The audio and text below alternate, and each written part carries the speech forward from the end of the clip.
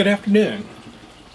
I'm Elder Rick, here today with another one of God's promises bringing biblical hope for today's world. Today I'll be reading from Joshua 1:9. This is my command. Be strong and courageous. Do not be afraid or discouraged, for the Lord your God is with you wherever you go. I would like to briefly give a little bit of a background on this verse. Joshua had recently taken over as leader of the Hebrews. They were by the Jordan River, and Moses had just recently passed away. They had sent spies into the land of milk and honey, and they had recently returned. Now some of the spies said the land was filled with giants and had large cities, and that they, the Hebrews, should not enter into the land. The other spies, however, had brought large baskets of fruit and told Joshua and the elders that the land is just like God advertised. Fruits, grains, vegetables grew in abundance, and the land was quite fertile. They suggested that the Hebrews should cross the Jordan quickly and enter into their inheritance. Now Joshua was faced with a conundrum. He was responsible for the millions of Hebrews who had left Egypt and wandered aimlessly for the last 40 years in the Sinai. He also trusted the Lord, yet at the same time he felt the burden of command. Now in Joshua 1:9, the Lord is reassuring him that wherever he goes, God will be right there with him. So as you face this year, 4 months into 2020, what have you experienced? Now for most of us, the year started out pretty good, but then the scourge of COVID-19 entered into the picture. A worldwide pandemic that has affected 6 out of the 7 continents on this world. Only Antarctica has not been affected. Over 211 countries have felt the scourge of this disease, and 2.5 million people have been struck with this disease. Quite a challenge indeed. Now, as you face the remaining 8 months of this year, what will you do? Where will you go?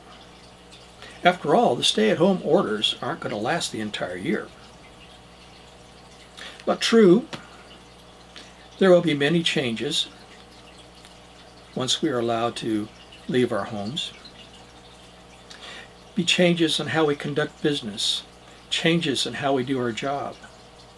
The seating arrangements at restaurants will be different, as they will be at the movie theaters, sporting venues, bowling alleys, and gyms. But God's promise to Joshua is just as pertinent today as it was to him way back when. No matter where we go or what we do, God will be with us every step of the way. His presence at our side is unfailing. His assurance to us will never be compromised. His promises to go with us wherever we go, wherever we journey.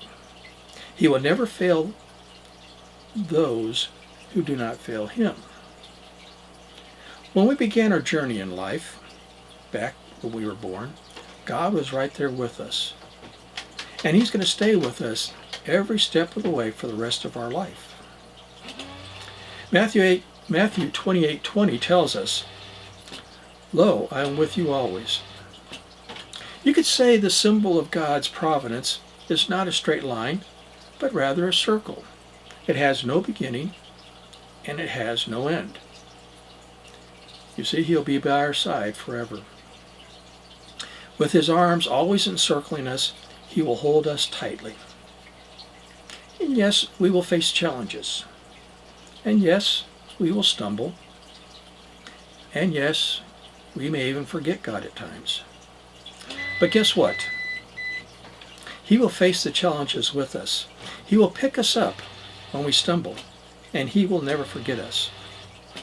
2 Timothy 1:7 tells us, God has not given us a spirit of fear, but of love and power and sound mind. We are stronger and braver than we ever gave ourselves credit. The only thing holding us back in life is ourselves. God has given us all the tools we need to face life with courage and determination. Once we consecrate ourselves into His keeping, He will have His entire army of angels at our back. So whatever fear you have, whatever trepidation you feel, give it to God and let Him lead you the rest of the way as you journey through your life. For in Joshua 1:9, He tells us that He will be by our side every step of the way. So be safe and be strong, for our Lord God is with you always, every step, every day.